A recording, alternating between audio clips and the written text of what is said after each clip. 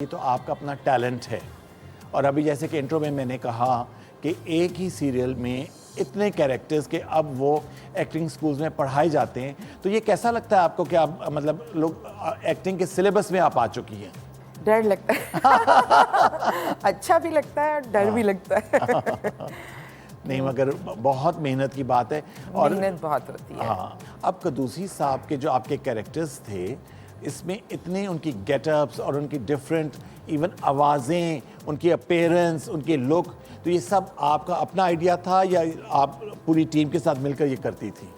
मशवरा ज़रूर करती थी लेकिन इनिशियल आइडिया मेरा ही होता था और वो सारी शक्लें बनाना अपनी ही जिम्मेदारी थी। अच्छा। क्योंकि जितनी देर में बताती उतनी देर में तो वक्त निकल जाता और आपको पता है कि शूटिंग के लिए कितना कम वक्त होता है। बिल्कुल, पर आई थिंक इट्स इनक्रेडिबल कि जिस तरीके का आपका अगर आपकी हम जर्नी देखें तो बहुत कम अरसे में आप यहाँ तक पहुँची हैं। उसके बाद उससे पहले बल्कि बारात की सीरीज़ में भी आपकी अपीयरेंस हुई थी। मेरा फेवरेट कैरेक्टर है।